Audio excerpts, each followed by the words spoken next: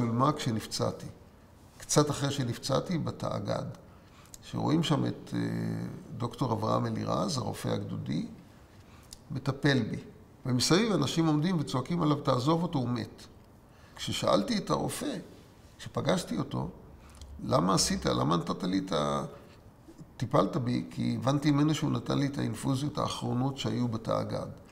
שזה דבר שאסור לרופא לעשות. האתיקה של רופא צבאי, רופא קרבי, זה תטפל קודם בפצועים קל, ואחר כך בפצועים קשה. וכל כך למה? זה שיקול אחר מהשיקול האזרחי. השיקול הצבאי, כי הפצועים קל יחזרו מהר להילחם. ואני הייתי מחוץ למשחק, זה היה ברור. הייתי עם חור גדול בריאה, עם יד שמאל מרוסקת הפוכה, ועיקר עם פגיעה קיצונית מאוד במוח. כל העונה הימנית הייתה בעצם חשופה, חלק גדול, רובה נחתך, פשוט לא היה קיים. בתנאים האלה, מרחק של אין סוף שעות מבית חולים, אין בכלל אפשרות להגיע אליי. לא היה סיכוי.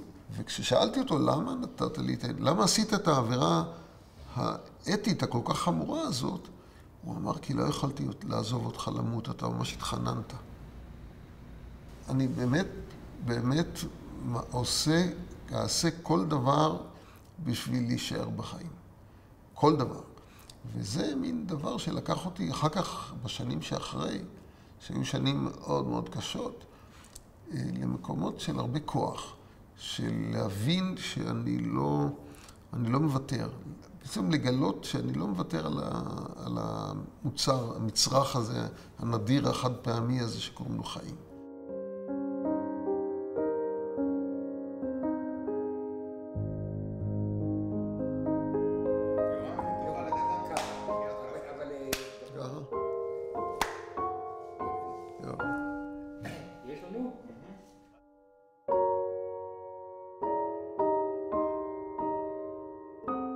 ב-18 באוקטובר 73 התחילו החיים מחדש. כמעט אין לי מה היה לפני. אין יורם שלפני, יש רק יורם אחרי. אני יליד קיבוץ בנגב, אורים. משם ההורים עברו לכפר בילו, מושב כפר בילו. אני תמיד קורא לזה, חינכו אותנו למות למען. האתגר הגדול היה, מבחינתי, אני אומר את זה באופן ציני לגמרי, אבל אני הפנמתי את זה, להיות חלל. אנחנו עברנו אינדוקטרינציה, הייתי בחניך בשומר הצעיר, אינדוקטרינציה שחניך טוב בתנועה זה שמקריב את עצמו למען המולדת. לא צריך היה להגיד את זה במילים כאלה, אבל אני הבנתי בדיוק למה הכוונה. איך העבירו לכם את זה? כשכל הפעולות בתנועה עוסקות בגיבורי המלחמה, בצל"שים, כל הדמויות לחיקוי הן דמויות של אנשים שקנו את עולמם באיזו תהילה צבאית. ואני הייתי ילד נורא רגיש ומאוד, וגם שוויצר גדול, והבנתי את המסר. אני חושב שאיפשהו בגיל תיכון ידעתי בעל פה את כל גבילי אש, שזה כרכים עבים שריכזו את שמות חללי מלחמת העצמאות. אני לפחות גדלתי בסביבה שגידלה אותנו בעקיפין לשאול משאלת מוות. ולא סתם במלחמת יום כיפור, אני חושב ש20% מההרוגים היו מהתנועה הקיבוצית. אני חושב שגדלו שם במקומות אני קורא לזה באופן וולגרי קצת משאלת מוות, אבל במקומות שחינכו את האנשים להקרבה מלאה. מה זה הקרבה מלאה? זה בדיוק זה. ההורים ראו בזה חלק מההתגשמות של אני הממשיך שלהם. הם עלו לארץ בתור ילדים, נערים, הקימו קיבוץ, עברו את מלחמת העצמאות, תחת המצור המצרי בנגב והכל, ועכשיו הבן שלהם ממשיך את דרכם. אחרי המלחמה היו לי הרבה כעסים על חלק מההורים, ואני זוכר שאמרתי לעצמי בלב, כן, אמא שלי עכשיו זוכה בתגמולים בשכונה, בזכות הבן הגיבור שלה. כאילו, היה לי פעם איזה ריב שפתיים איתה, אמרתי לה, היה ויכוח פוליטי על שטחים, שלום וכאלה, ואמרתי לה, במלחמה הבאה הבן שלך יהיה הקורבן. וכשהיא, בית חולים פעם זרקתי לה את זה, הנה את רואה, אמרתי לך מה יהיה מזה. והיה לי מין כעס על התחושה הזאת של, כן, יש גאווה בזה שהבן שלי הוא... אבל לי הייתה, אני אומר את כל מה שאני אומר, כי הפער גדול מאוד, כמעט בלתי נתפס, בין מה שציפיתי מעצמי למה שגיליתי. כאילו, בתור חייל סדיר, הייתי מין חייל גיבור כזה, קר רוח לגמרי, משתתף בפעולות צבאיות, עולה על מוקש, רימון שלא להתפוצץ באימון, אני לוקח אותו ביד, זורק החוצה, מין אידיוט מושלם. אמיץ לב בצורה של אידיוט. ובמלחמה גיליתי שאני פחדן. גיליתי לא שאני פחדן, שאני פשוט גיבור של חיים. אני לא מוכן למות. גיבור של מתים זה אותו שכן שלי בכפר בילו, עובד לדז'ינסקי, שנשכב על רימון במיתלה ב-56 ונהרג. ככה האגדה מספרת. זה קוראים לזה גיבור של מתים. גיבור של חיים זה מי ש... ואני חס וחלילה לא מקל ראש במעשים האלה, אבל זה לא אני. זה מי שלא מוכן למות. בשירות הצבאי הייתי מין חדור מה שקוראים היום מורעל. והייתי מנסה להשתתף בכל פעולה צבאית שרק אפשר וזה והכל. ועליתי על מוקש באחד המרדפים בערבה, והייתי במונית תקלויות, והייתה לי מין הרגשה שהמלחמה הזאת, האקשן הזה, הוא מתאים לי, הוא מין משחק, זה תתפס אצלי כמו משחק. זה כמו טייס שמטיל פצצה, ולא שואל את עצמו מה קרה למי שהפצצה נפלה עליו. היה מין דיסוננס כזה, זה לא אני לא בעסק, ואני יודע, אני זוכר, בשירות הסדיר חצינו את הירדן, ובאיזו פעולה חצינו את הירדן באזור מחולה, ופגענו, עשינו מערב לאיזה ג'יפ צבאי ירדני שעבר בכביש, סתם, זה היה משהו אקראי, פעולת תגמול קראו לזה. אני לא זוכר שאי פעם שאלתי את עצמי, למה? מי היה שם בפנים? מי הבן אדם שפגעתי בו או משהו כזה? זה היה מין מרחק, לא ראיתי בכלל. זה הכל היה בלילה, ברחנו, הרגשנו גיבורים גדולים. זה. זה חינוך נוראי, לא? לא, זה חינוך הומניסטי לגמרי. היינו הומניסטי לגמרי. אנחנו לא היינו דורכים בשדה זרוע, במסע. לא, מין אנשים אנושיים, לא היינו גסי רוח, לא היינו, אני יודע, קלגסיים באופיינו, לא. חשבנו אבל יש משהו אנושי לגמרי,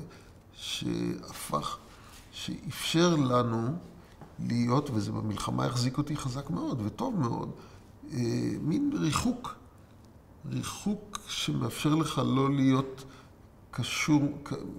קשור מדי למה שקורה. כי אם תהיה מחובר לזה באופן רגשי מוחלט, תתפרק. אז יש איזה דיסוננס, קוראים לזה דה-הומניזציה של האויב, כל מיני דברים כאלה, שמאפשר לך לא לשאול שאלות פילוסופיות גדולות. מלחמת יום כיפור, אני מדריך בבית ספר שדה, בחצבה, אחרי שירות צבאי, שסיימתי אותו, ואני מזה 1.5 שנה מדריך בבית ספר שדה. וביום כיפור צוות בית ספר שדה יורד לסיני, לצלול בחוף של רסבורג. היינו בשלווה גדולה, בדרך חזרה, בתחנת דלק בעין יהב, רואים רכב צבאי בכמות, כלי רכב בכמות. שאלנו מישהו, מה קרה? הוא פרצה מלחמה, אתם לא יודעים? אני חזרתי לבית ספר שדה, ועוד לא לפני שקראו לי, נסעתי לבסיס של היחידה, לסירקין. כי מה? אני אפסיד. אני יודע שמלחמה זה מקום שבו צברים ישראלים זוכים לתהילת עולם. כמו הוויקינגים, רוצים להגיע לוולהלה. אז זה בערך ככה. ויושבים שם 3 ימים, וכולם קצרי רוח. מי שיגיד לך אחרת, אני חושב שהוא לא ידייק. רוצים להיות גיבורים גם. ומרחוק יש שמועות, כל מיני, המלחמה מתנהלת לא בדיוק כמו שהיינו רגילים, מ-67. ואחרי 3 ימים מורידים אותנו באוטובוסים לסיני, מגיעים לרפידים, מתקבלים בהיללת צופרים של איזה התקפת קומנדו מצרי או משהו כזה. משם אנחנו עולים על זחלמים, משוטטים במשך יומיים באזור המיתלה, מעברי המיתלה והגידי. שם פעם ראשונה חווינו פצצה, מטוס מצרי ירד עלינו וירה בנו. טיפסנו למיתלה ובילינו את הלילה שם, ואז אני זוכר, הודיעו בטרנזיסטור שעד כה נהרגו 456 חיילים ישראלים במלחמה. עד אז כל הזמן שמענו כוחותינו הודפים והודפים. והזקנים שהיו ב-67 בירושלים וזה, אמרו זה נשמע מסריח. עד אז לא היינו במלחמה שבה ראינו מה באמת קורה, יותר מהעדויות הצדדיות, כמו מטוס יורד עלינו וזה, הבנו שיש משהו לא תקין. אבל לא היה שום דבר רשמי. ואז הייתה תדהמה של פתאום העוצמת הזעזוע התחילה לחדור מעבר להדחקה, מנגנוני ההדחקה. ושם ירדנו משם, עלינו לזחלמים והגענו לאזור ההיערכות של הצליחה. אני ישבתי בזחלם שהוביל את הכוח, היה שם מקלע 03 בזחלם, אבל בלי כדורים, כי לא הייתה תחמושת. עצרנו כל מיני מקומות בדרך, כי לאורך הדרך פיזרו תחמושת לטנקים שיאספו לאורך הציר, אבל לא מצאנו תחמושת למקלע, ונסענו, הובלנו את כוח הצליחה, טור ענק של כלי רכב, פקק אחד גדול על ציר שהיה מופגז, וכל הלילה נסענו על הציר הזה, עם 16 חיילים בערך בזחלם, עם סירות שמיועדות לצליחה, כל הדברים האלה עלינו. בסוף הגענו אנחנו לתעלה. החצר זה חצר של מעוז לקקן, אם אני זוכר נכון, שהוא היה ריק ממצרים כשהגענו, ואנחנו פשוט השתלטנו עליו. זה פשוט חצר גדולה מוקפת, זה מין מרחב גדול מוקף בסוללות אפר. כמו שהגענו, הורדנו את הסירות, רצנו לרמפות, התיישבנו עליהם, והיינו רתק וחיכינו. התחלנו לראות לצד השני. ואז מאחורינו הופיע הגדוד 71, אני הייתי בגדוד 28, אנחנו תפסנו את החצר, נערכנו לרתק, והם עלו לסוללות וירדו עם הסירות ועברו ראשונים. ירדו עם הסירות שלהם, אז הייתה בקשר ההודעה הקפולקו, שזה הודיע אלי כהן, שהוא היה הראשון שירד בצד השני, שהם עברו בשלום, היה שקט מוחלט. הייתה הפגזה מטורפת ישראלית לצד השני, והם עברו, והיה שקט שאף מצרי לא היה שם. שום דבר.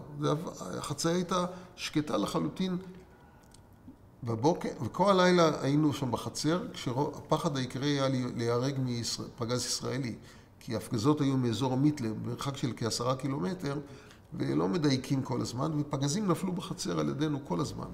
ואז בבוקר של למחרת, ה-16 לחודש, ב-15 לחודש לאוקטובר בלילה הגענו לחצר, ב-16. אני זוכר את זה כמין צעקה, יאללה, יורדים לסירות. אני לא זוכר שהיה מין, חברים, תתכוננו, עוד מעט יורדים, מין משהו כזה. לא, פשוט, יאללה, יורדים לסירות.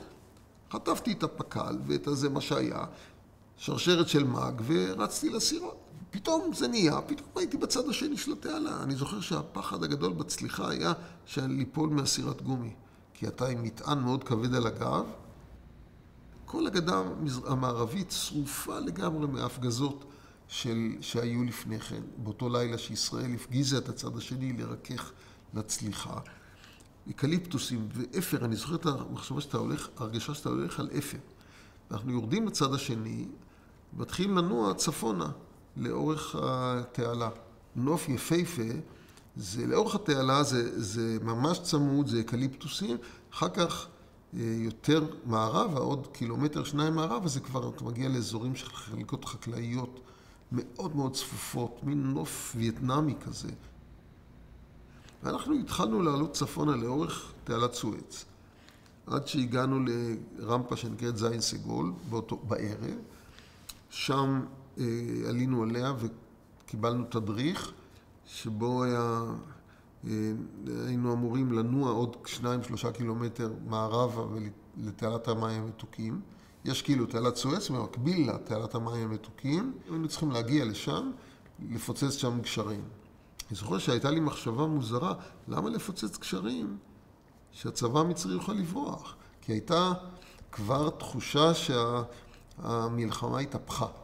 אחד הביטויים שלה היה שכשהיינו מעבר לתעלת סואץ כבר, באותו יום צלחנו בבוקר, התחלנו לעלות צפונה, ופתאום על אחד מגשרי החיר, המצרים צלחו את התעלה בכל מיני דרכים, אחת הנפוצה ביותר היו גשרי חיר. זה מין כמו סולמות חבלים, אבל פרוסים על המים, הקלונסאות של סולם החבלים, זה בעצם לוחות עץ מאוד גדולים, וזה יצר גשר שעליו רצו המצרים לחצות את התעלה. והנה אנחנו נמצאים ליד גשר חיר כזה, ומולנו חבורה של כ10 חיילים מצרים בורחת. אין לנו אפשרות לעשות כלום, חוץ מלירות בהם. לא לקחת שבויים, אין לנו כלום.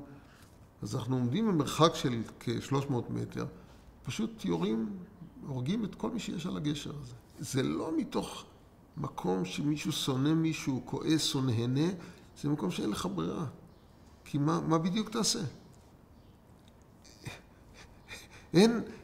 לא בנו לתוך המבנה המלחמתי, לא נבנה מחנה שבויים, אין רכב, אין כלום. אנחנו 60 אנשים, מה בדיוק אפשר לעשות שם? ואז אין לך ברירה.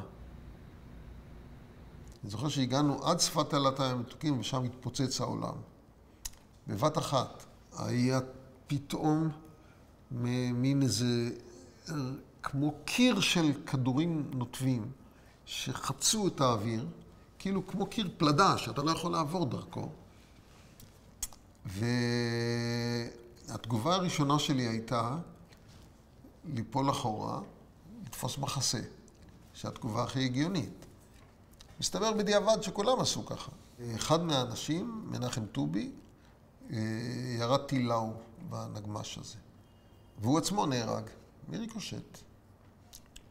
כלומר, הוא פגע ברכב המצרי ונפגע בעצמו? ככה אני מפענח את הסיפור. עכשיו, אני לא יודע בדיוק איך. ולכן אני גם אומר, זה לא משנה. משנה מה אני עשיתי מזה. כי זה שוב קשור, דיברנו על אשמה ועל אכזבה. כי זה הרגע הגדול. זה הרגע שאני יכולתי להיות גיבור גדול. אני לא. אני מודה קבל עם ועולם שאני לא הייתי מוכן למות באותו רגע. זה הרגע שבו נוצרים מעשי גבורה גדולים. אני זוכר את התשוקה הזאת אחורה. אני גם זוכר אחר כך שירו עלינו פתאום איזה כדורים ונבנו ליד הראש שלי. וגם כן, מין תגובה מיידית שלי הייתה לתפוס מחסה. ואני חושב שזה המקום שבו שנים אני הוגה במקרה הזה, של אותו רגע שבו קורה מקרה חירום קיצוני כל כך, ואיך בני אדם מגיבים במקום כזה. בשבילי הוא אותו אדם שמגיב בתגובה אקטיבית של לעשות משהו, אפילו אם זה מעשה טיפשי. אבל זה יש בו את החלק הזה שמתגייס. ואחרים זה למצוא מחסה. זה החלק של להינצל באותו רגע. ואני התאכזבתי מעצמי הרבה זמן, שאני חשבתי בלב על להינצל. לא חשוב אם מישהו יגיד לי, תשמע, זה דווקא הייתה תגובה נכונה והכל. זה בסדר, אני מסכים עם כל מה שנאמר. עדיין בלב יש את הידיעה, בלב האדם יודע מה הוא חשב. שאני חשבתי שאני אכזבתי את עצמי. פעם זה היה מאכזב, היום למדתי לקבל את זה באהבה. אבל כן, זה אחת התגליות שגיליתי, שאני לא כזה. כן.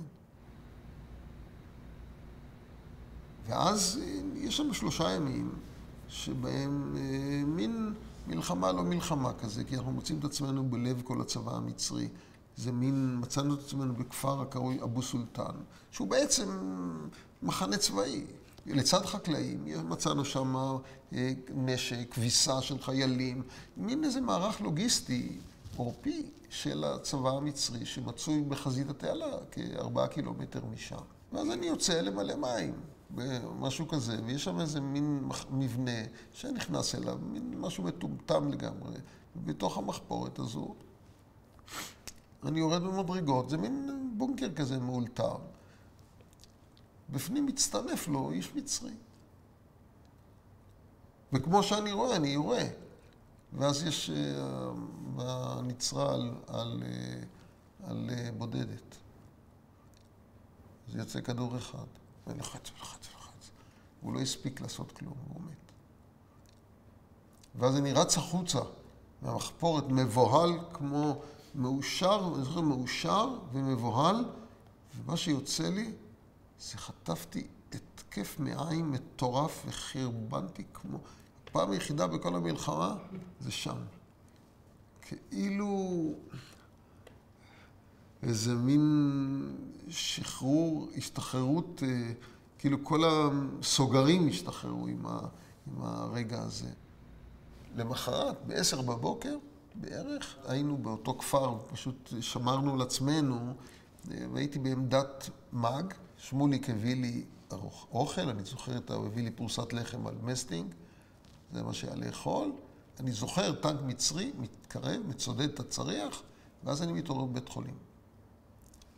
צריך להגיד, לא מזה נפצעתי, אלא נפל פגז על העמדה עמדתי בערך עד המותניים כנראה, לכן פגז פגע במה שהיה מעל, זאת אומרת, הוא ריסק את היד השמאלית פה, עשה חור גדול בריאה, רסיס גדול ננעץ בריאה, ופגע במוח.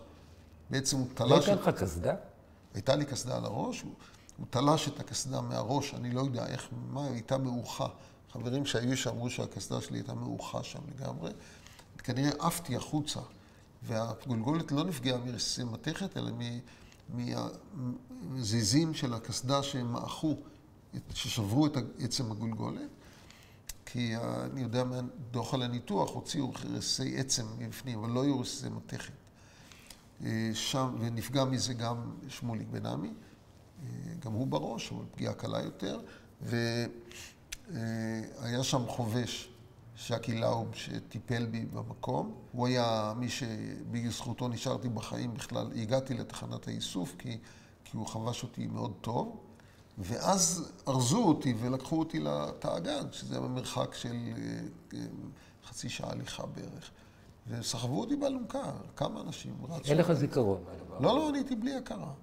כי משם לקחו אותי בקומנדקר פצועים, ככה אני יודע את זה מעדויות שונות, אל הגשר שכבר נבנה על התעלה, חצו את התעלה לצד השני, התרחקו קצת לצד השני, ואז 5 קילומטר עם זחלם, ואז הליקופטר בא. אי אפשר להתקרב עם כלי טייס לתעלה, כי היו מפילים אותם המצרים בטילי נ"מ, וזה אומר שלא היה שום סיוע, בעצם היה צריך עם רכב גלגלי להגיע עד מעבר לתעלה, להתרחק שם 5 קילומטר מעבר לטווח הטילים, ואז במסוק שהטיס מוטי פרי, שהוא מכר, שידיד, שבדיעבד גיליתי את זה, הביאו אותי לרפידים, ומשם בית חולים שדה, משם במטוס לאיכילוב, והגעתי אחרי כ-12 שעות לאיכילוב. אני מתעורר, פוקח את העיניים כשאני לא רואה כלום. עיוור לגמרי. קשור למיטה וצמא נורא. ומבקש מים, ולא נותנים לי. ורק צמר גפן טבול במים, מישהו תוקע לי לפה. ואני מבין שקרה הדבר שפחדתי ממנו יותר מכל, שנפלתי בשבי.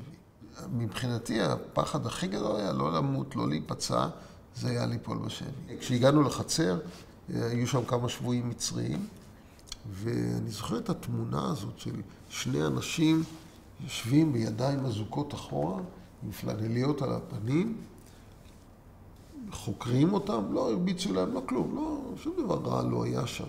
רק הרגע הזה של אדם שאין לו יותר קיום בעולם, שהוא חסר זכויות, כזה מין מושפל עד הסוף, למרות שאף אחד לא ניסה להשפיל אותו, אבל עצם הרגע הזה, ואני הסתכלתי בזה, ואחד מהפלוגה, אני זוכר, הוציא מאחד השבויים מהכיס, הוציא איזו תעודה, משהו כזה, שהיה תמונה של משפחה על זה.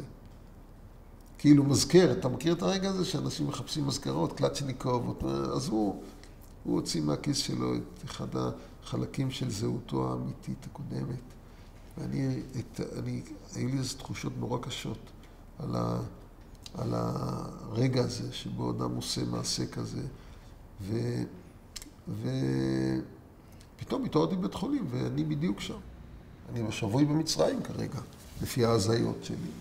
מגיע חוקר שבויים לתחקר אותי, חוקר שבויים מצרי, איש בעל עגה מזרחית, שואל אותי כל מיני דברים, ואני מפחד שהוא ירביצו לי וזה, ואני מספר לו את מה שהוא רוצה, על חיילים שנעלמו והכל, והוא הראשון שהבין איפה אני מצוי. עד אז שהוא הבין שאני בעצם חושב שאני שבוי.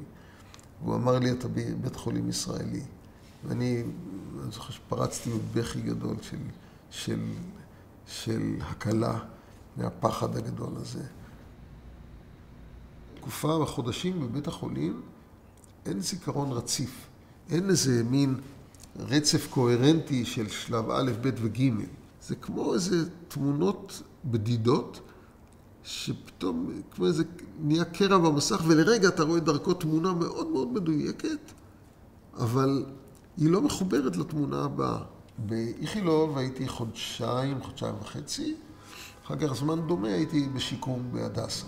חזרתי הביתה אחרי, אני חושב, 5 חודשים בערך. בין 4 איזה איש חזר הביתה? רע מאוד. לחזור הביתה זה היה, לדעתי, החוויה הכי קשה. יש משהו בחיבוק של המערכת, בית החולים, יש שלבים של יציאה. בית החולים זה מין מערכת מחבקת אולטימטיבית. שם קיבלו אותך כמעט מת, השאירו אותך בחיים, וכולם שמחים. אתה יוצא משם ומרגיש, יאללה, גמרנו, עכשיו הולכים לשיקום, חיים, סבבה. אתה בא לשיקום ואתה רואה שרק התחיל הכל. אתה בא למערכת חדשה, אומרת, אדוני, מפה אין יותר כיסא גלגלים. אין מקל, קחים לך, תתחיל להסתובב לבדך, תסתדר. פתאום אתה כבר לא הבייבי שלהם, של המחלקה. אתה בשיקום, עולם חדש. אחר כך יוצאים מהשיקום, כבר הצלחתי לבסס לעצמי איזה סוג של מעמד וריספקט במחלקה.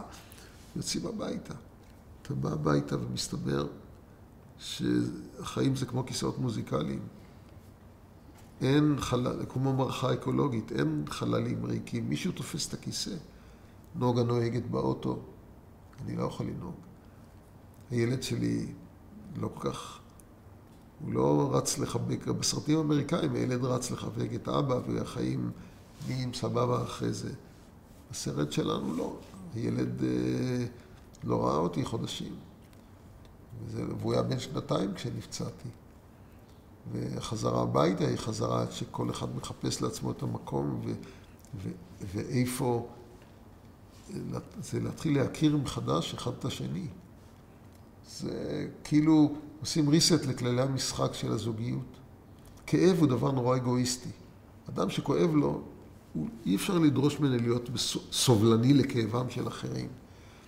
ואתה בא הביתה עם הרגשה של, בדיעבד אני מבין את זה, של פצצת זמן תאונה, שאני רוצה לפרוק מעליי את כל המטען הזה ואת החרדות מפני כישלון, מפני מה שהיה, ואת חוסר הטעם בחיים, שאני מחובב והכל, ואף אחד, אתה לא מסוגל לתקשר את זה עם אף אחד. ואז יש שם במקום הזה המון המון קונפליקטים בין נוגה שאני למשל לא מסוגל לראות את זה שהיא חוותה חוויה טראומטית לא פחות. כשבבית חולים אומרים לה תראי, יש לו פגיעה קוגניטיבית, במילים של פעם אמרו לה, הוא יהיה מפגר, בעלך, היא בת 22 ואני 23 עם ילד בן 2. כל הסיטואציה, זו סיטואציה מאוד קשה, אבל אני לא יכול להיות סובלני כלפיה, כי אני כרגע נשלט על ידי כאב פרטי משלי, ובעולם, בתוך הדירה הזאת מסתובבים שני אנשים, שכל אחד מהם חי במקום אחר. וזה מתכון להמון המון מתחים, המון המון אי הבנה של, שוב, אנחנו אוהבים לצייר את התמונה הכמעט בנאלית הזאת של הגיבור חוזר משדה הקרב ואשתו רצה לקראתו, מחבקת אותו ושניהם רוכבים על הסוס אל השחר העולה. זה בסרטים. המציאות היא כל כך אפורה, ואולי זה היופי שלה. כשהגעתי לבתי חולים והתחלתי לעבור מהלך של שיקום, שבעיקרו שיקום קוגניטיבי. החלק הפיזי של ללמוד ללכת הוא היה החלק הקל. החלק הקשה היה החלק הקוגניטיבי, התודעתי, של היכולת ללמוד מחדש איך לומדים. הגוף יש לו מנגנוני החלמה משלו.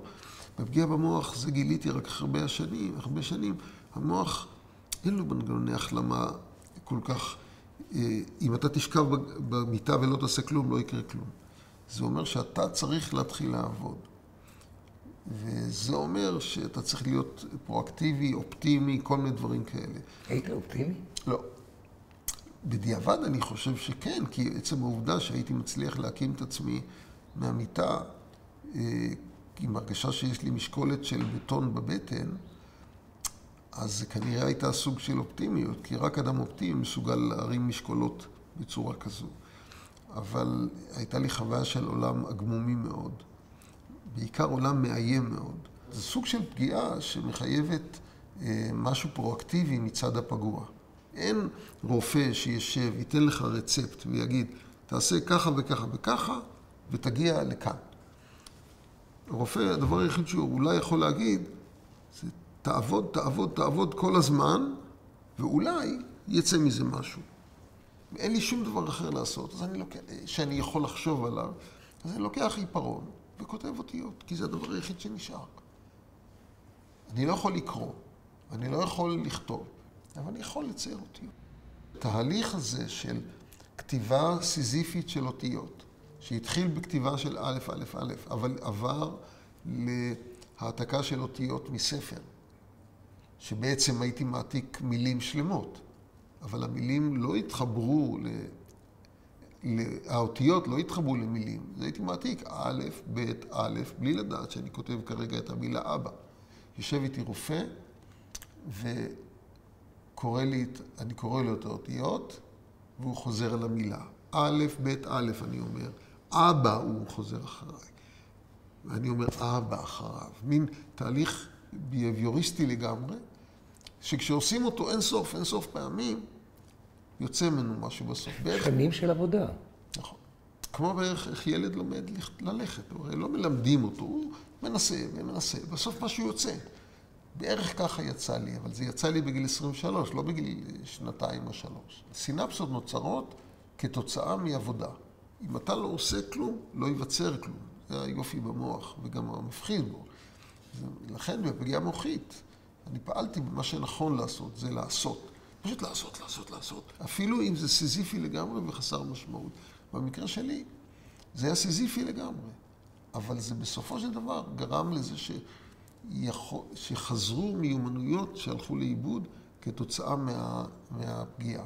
וזה המיומנויות של התמצאות במרחב, של זיהוי, של יכולת הרכבת מילים, אותיות למשמעות וכו'. אבל זה בא לא מאיזה שתנוח, המוח יסתכם ויתארגן, לא. זה בא מזה שאני עבדתי פשוט כמו משוגע. ואני חושב, המזל שלי, יש לי אופי של נכה. אופי של נכה זה אומר מי שמסוגל לחתוך את קצות העצבים, לא להסתכל אחורה. לא לחשוב מה הייתי פעם. יש משהו זה מילים אחרות לא להתבכיין על מה שהיה. אין לי שום רומנטיקה של פעם. הייתי ספורטאי מצטיין, ביג טיים. הייתי בקפיצה לגובה וריצות ארוכות. בתיכון הייתי נגיד, אלוף דרום הארץ בקפיצה לגובה וריצות 1,500 מטר. נגיד כאלה. לא שזה מי יודע מה, אבל מבחינתי הייתי ספורטאי מצטיין והכל. ופתאום נהייתי כלום. והייתי מדריך בבית ספר שדה שיודע לרדת בחבלים, בקניונים וכאלה. ולא מסוגל לעשות שום דבר מהדברים האלה. אבל אין לי שום מין איזו התרפקות רגשית על העניין. זה יותר הסתכלות משועשעת מהדבר הזה. יותר מהדבר, וואו, פעם קפצתי 1.60 מטר לגובה. איכות היא פרידה. והיא פרידה, להיפרד מהרבה דברים, ופרידה שאתה לא יודע לעשות אותה, יכולה להפוך למין מנהלת אותך בעולם.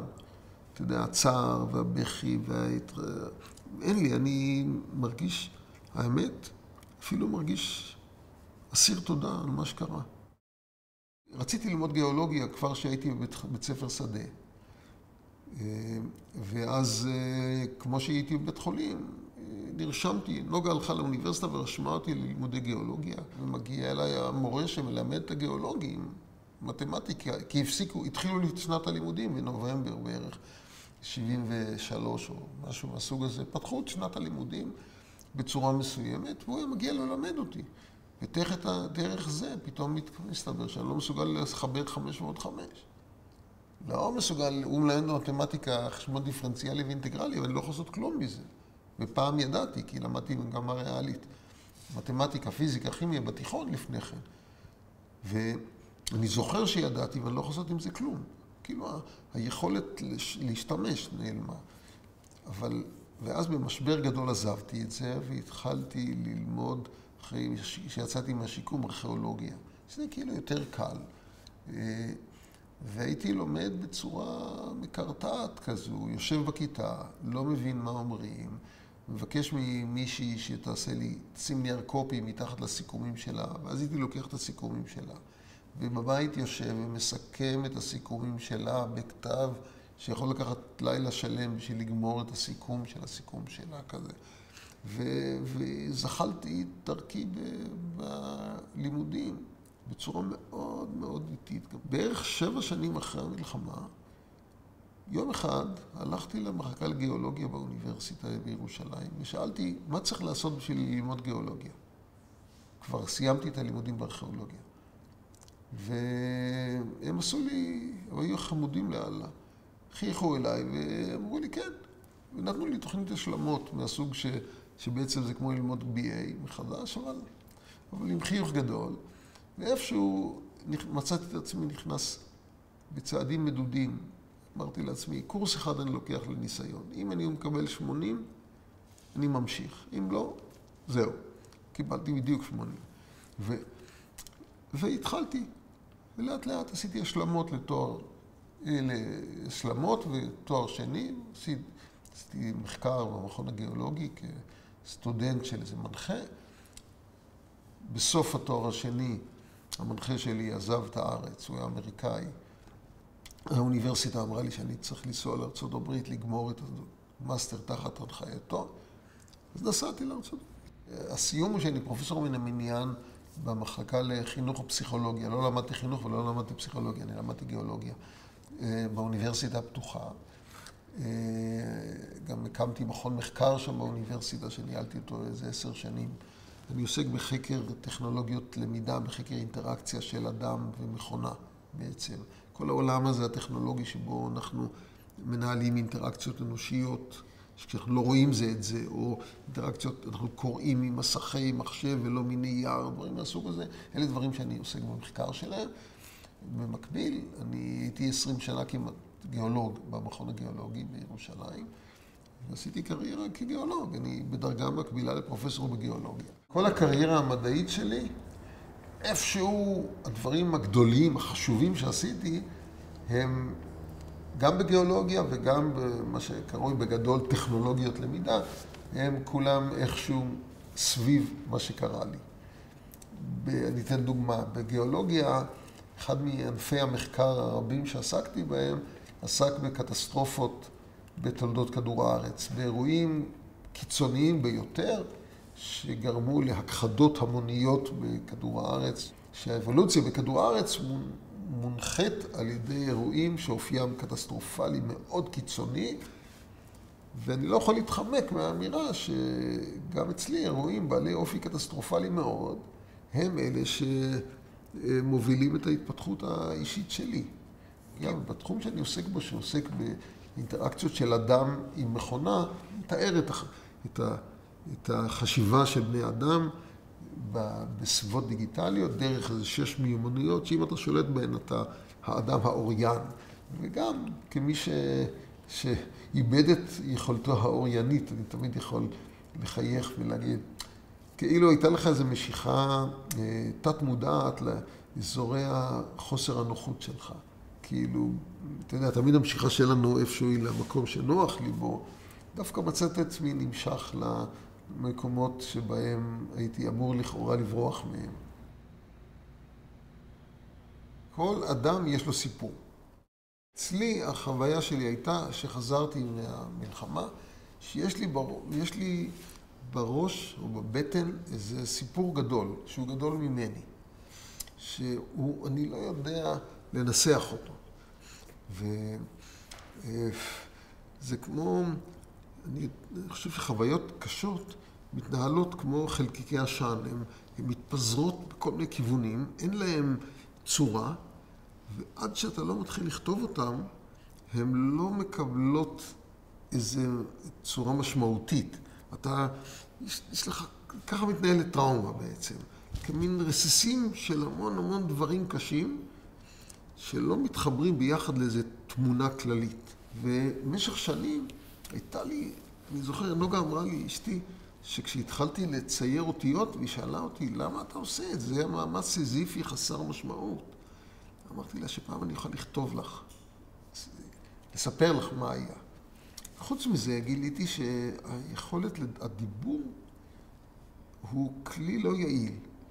הוא משתק אותך, הוא לפעמים גורם לבכי תוך כדי, אתה מנסה לחלוק עם מישהו איזו חוויה, רגש או משהו, ובסוף יוצא משהו שלא דייקת אותו. ב-1990 בערך התחלתי לכתוב ספר על מישהו שנפגע בראש. בעצם בעקיפין סיפרתי על מישהו אחר שנפגע במלחמה, אפילו קראתי לו רון אלקבץ, אני יורם אלקלעי, כאילו שיחקתי במשל. המרחק הפסיכולוגי היה כזה מספיק גדול, כנראה שלא יכולתי לגעת בזה באמת. אבל מה שתכננתי אז, שהגיבור יתאבד בסוף הספר. במילים אחרות, כל פסיכולוג מתחיל יגיד לך שזה בערך המחשבות שלי על מה שווים החיים. ופתאום מצא את עצמי בשאלה כמעט פילוסופית, הייתי מפגיע במוח, לא הייתי פילוסוף גדול, אבל על טבעם של חיים, בשביל מה זה היה בכלל, הדבר הזה? בשביל מה היה כל העסק? וכשכתבתי את הספר, את אדם הולך הביתה, פתאום שמתי לב, לקח לי שנים להבין איזה תרגיל זה היה בהומניזציה. אם במלחמה אתה עושה דה-הומניזציה של האויב, אתה לא רואה אותו כאויב, אתה מבין, אתה רואה דמויות. כי אי אפשר אחרת. עשיתי פה תהליך אחר. הספר קרוי אדם הולך הביתה, ולכאורה אתה יכול לחשוב שזה על עצמי שאני הולך הביתה אחרי הפגיעה, שזה נכון. מצד שני, זה שמו של אחד הפרקים בספר, שבו אני מתאר איך שעה לפני שנפצעתי, אני רואה חייל מצרי, אנחנו מעבר לתעלה. אני רואה חייל מצרי, הולך בשדה בוטנים, ככה, עם הרובה ביד, כובע שמוט מאחור, והוא הולך אני מרים את הקנה של המאג ומתכוון לראות בו מרחק 100 מטר לפניי. ורגע לפני שאני לוחץ על ההדק, אני מבין שהאיש הזה הולך הביתה. שהוא נגמרה המלחמה, הוא כמו אתה יודע, והוא כל כך דומה למה שאני רוצה באותו רגע לעשות, שאני לא יכול לראות בו. אז אני עושה אבק לפני הרגליים שלו שיברח משם. והוא בורח. ואני חושב שזה המקום שפתאום אתה מקנה למלחמה איזה משהו מימד אנושי. אתה נושא טראומה מהמלחמה? טראומה בטח, פוסט-טראומה לא. תסביר לי את ההבדל. טראומה זה חוויה קשה. אדם שראה לידו מישהו מת, זה טראומה. מישהו שהיה רעב ואמא שלו לא נתנה לו אוכל, זה טראומה. פוסט-טראומה זה המקום שהטראומה מתחילה לנהל אותך. אני חושב שהתהליכים האלה של כתיבה ושל דיבור על הדבר, או ניסיון למצוא משמעות בו, הוא החלק שמאפשר הוא מעמעם את החוויה הטראומטית. הדרך לתעלה, הציר שאמרתי לך שהיה מופגז, פשוט נסענו, עמדנו במשך לילה שלם, היה שם, בדרך עברנו על פני זחל"ם ישראלי שעלה באש. הוא פגז, נפל לתוכו, פשוט. הוא היה הפוך על הצד. וכל הטור של הצליחה עבר עליו, עבר דרכו וראה את זה. ויש שם אנשים עולים באש, כולם מתים כבר, אבל היה משהו דמות שפשוט מין חייל שפעם היה אדם ועכשיו הוא שקית ניילון. ומתכווצת כזאת. זה הלפיד, זה משהו גם ריח וגם ההרגשה הזאת שבואנה, זה כאילו זה כשאתה רואה בן אדם מצרי, הוא עדיין בקטגוריה של האויב. אתה עובר על זה יותר, לא נעים להודות, אבל יותר קל לעבור את זה בחיים. כשאתה רואה אדם ישראלי, אתה מבין שזה גם אתה. יכול לקרות גם לך. לא אח שלי וכל המילים הגבוהות האלה. זאת אומרת שגם אני יכול ככה להיראות. כשהייתי בבית החולים, באחד מטיפולי הפיזיותרפיה, התחלתי ללמוד ללכת, היינו עם ליז, עם הפיזיותרפיסטית, היינו באיזה שלב מסוים מתחילים לשוטט בבית החולים, לא רק הולכים במסדרון. והגענו למחלקת כוויות. והיה שם חייל שרוף. ואז, באותו זמן כבר ידעתי להתגלגל עם כיסא גלגלים עם יד אחת. כאילו, אם הייתי עם רגל הבריאה ועם היד הבריאה, אני יודע לגלגל את עצמי. הייתי מתחיל לבקר את החייל השרוף. ויושב אצלו. ולספר לו איך היה, איך הוא הפסיד. אני חושב שהייתי די פסיכי אז. כי האשמה היא נורא כבדה, אני חושב. יום אחד הגעתי והוא לא היה שם. אמרו שהוא מת. זהו. וכמה שנים אחרי המלחמה, הוא חזר לבקר אותי. מה פירוש? חזר לבקר במובן של, הוא היה מופיע בכל מיני מקומות שבהם הייתי שמח. בחיי היומיום או בחלומות? בחיי היומיום. לא בחלומות. הוא התחיל להופיע במקומות שהייתי שמח. היינו בחגיגה, מסיבה, הייתי ברגע אינטימי עם אשתי, לא יודע, כל מיני מקומות כאלה שיש בהם רוגע ושמחה והתרחבות הלב. היה מופיע שלד מעשן, עם סיגריה, עשן יוצא מהפתחים בגלגולת. ואז לא היה שום דבר, לא שמחה, לא עצב, לא רוגע, לא כלום. לחייל השרוף הסתבר שהוא צלקת קולקטיבית אצל כל החברים שדיברתי עליהם, איתם על זה. כל מי שראה אותו. גם יהודה וייסטוק, החבר שלי שלא היה איתי כשנפצעתי, הוא היה בכוח שהיה בחווה הסינית, הוא גם סיפר שהם ראו את החייל השרוף. כאילו זה היה מין צלקת קולקטיבית, שכל הטור שצלח את התעלה, כולם ראו אותו. כאילו, דרך המסדר הצדעה שעובר על יד אותה נקודה, וכל אחד נשאר אצלו משהו. עכשיו, כל אחד לקח את זה למקום אחר. אני רוצה לקרוא לך את זה. זה קצת כתיבה ספרותית, מסגור ספרותי של חוויה אמיתית לגמרי. שאני נמצא עם נוגה עם אשתי, ופתאום מופיע החייל השרוף. ולפתע פתאום מתהפך עליי העולם, ומתוך האפלה הוא קם ומתייצב לנגדי בחרבו השלופה, ותופס את כיסאו ממש מולי, עירום מול עירום, שלד ששיניו מלבינות אליי מתוך האופל. אני מביט בו בעיניים עצומות, ובשרי נרגש. החייל השרוף חזר, אני מנער את ראשי, מנסה להשליחו מעליי, אך ללא הועיל. הוא נאחז בנפשי, בתפריו, מתחפר בגופי, ואיננו מניח, וככל שאני מנסה לסלקו מעליי, מתבהרת דמותו ומתחדדת וממלאת את כולי, עוד מעט ולא יוותר בי מאומה מלבדה. לך מפה, אני מצווה, מבקש על נפשי, אך הוא מתרווח בכיסאו, מפריח עשן של שלווה מבין עצמות לסטותיו, וערובותיו עוקבות אחריי במבט מנצחים מלגלג. שום דבר לא בוער לו, יש לו את כל הזמן שבעולם. אני מאבד את הריכוז וחש כיצד התשוקה פורחת ממני תחת מרדף מבטו. אני מגביר את הקצב אך לשווא, קרבתו משתלטת עליי ואינני יכול להמשיך. מה קרה לך, נוגה שואלת? חלמת חלום רע? הכל בסדר, אני משקר, ויודע שהגיע עת נקם ושילם. זה החלק שבו הוא מופיע לי בחיי. ואני ממשיך בהמשך, הספר כתוב כמין נבזקים של קדימה ואחורה. שנים רבות עוד ינעץ החייל השרוף את ציפורניו בגבי. אני פרומטאוס כבול אל סלע אשם, והוא נשר מגביה עוף, שהיה נוחת על בטני ושותה מתוכי את רגעי העושר הקטנים של חיי, טיפין טיפין, עד שיום אחד, אחרי 20 שנה, שאל אותי דוקטור וייסברוד באחד משיחותינו בקליניקה שלו בהדסה, ניסית פעם לדבר אליו, ללגלג עליו בחזרה, או אולי אפילו לקבל אותו כחבר? בתחילה הזדעזעתי מחילול הקודש. אך הזרע שזרע בי נבט חיש מהר, ולילה אחד, כאשר התיישב בכיסא הקבוע שלו לצד המיטה, חרצתי לחייל השרוף לשון ארוכה, וזכרתי לעומתו אצבע משולשת. תראה מה הפסדת, מפסידן שכמותך, הלעגתי עליו. איפה אתה ואיפה אני? תראה מה נשאר ממך.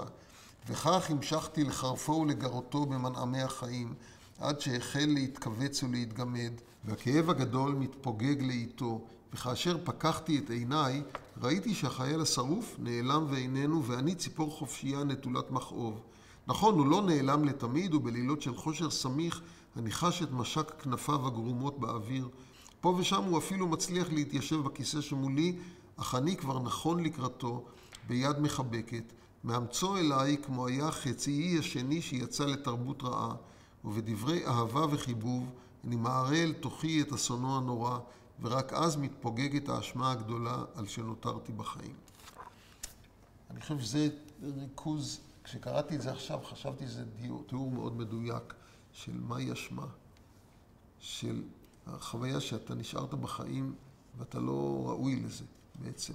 לא כי עשית משהו רע, כי אם תשאל אותי אז לא עשיתי משהו דבר רע, אבל למה הוא ולא אני?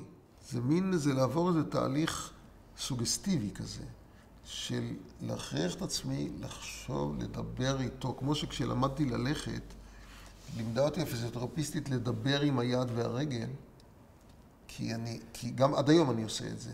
לא במילים אפילו, אבל כל הזמן לדבר איתם, או אפילו במילים, כי ככה מתפקדות יותר טוב. גם התחלתי להעמיד את עצמי לדבר איתו. כאילו להביא את עצמי למקום תודעתי שבו אני עכשיו מנהל אותו. הוא לא מנהל אותי. הוא קיים כאחד הדברים הגדולים, עוד אחד מהדברים הגדולים שלמדתי בחיים, מאותם 3 ימים במלחמה. שבועיים, אבל בעצם באופן מעשי 3 ימים אינטנסיביים. והרבה שנים של אחריה. אני חושב שהספר הזה שכתבתי בסופו של דבר, אדם הולך הביתה, הוא אולי, אני אקרא לך את השורה הראשונה ואת השורה האחרונה של הספר.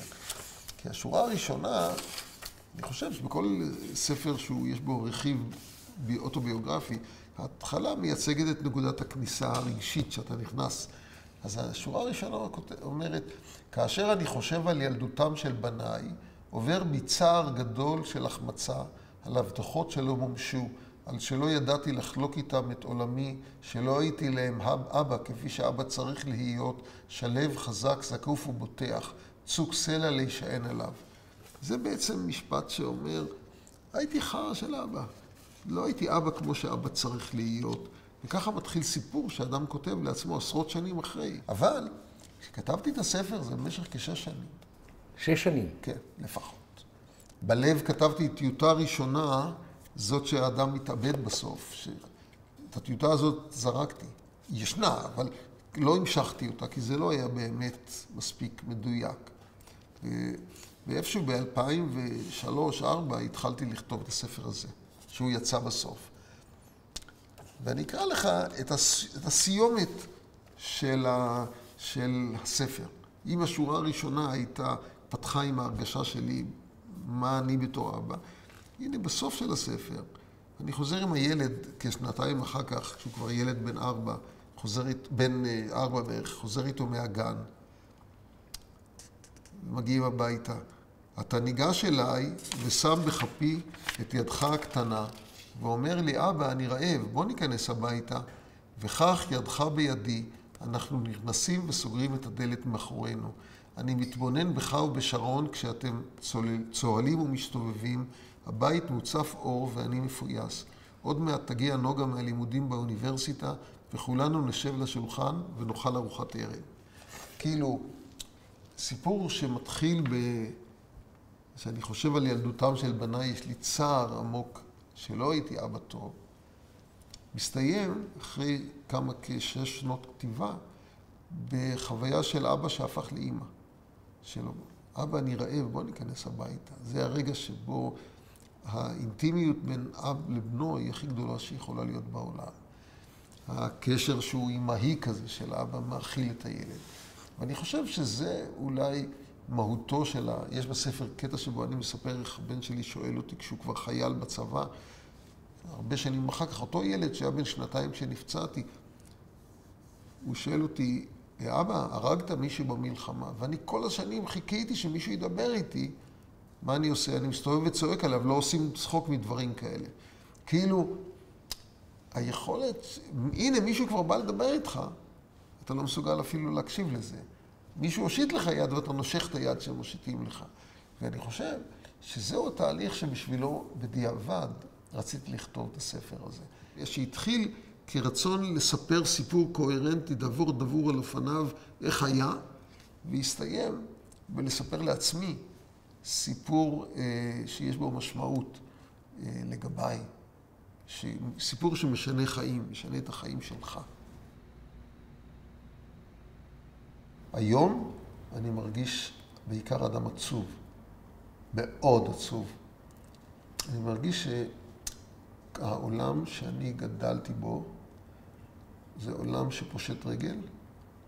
נהיינו חברה שאין בה יותר, אין בה חמלה יותר, אין בה ממלכתיות. יש בה ניסיונות להחליף אותה במשהו אחר. אני יודע שזה נשמע מחובר למה שקורה היום, אבל זה חלק מתחושה שאני סוחב הרבה שנים. זאת, נהיינו חברה שאני, אם אני רוצה להיות סחטן אמוציונלי, אני אומר, זה לא בשביל חברה שבשבילה הייתי מוכן להתאבד. אבל ההרגשה ועל זה אני נורא עצוב.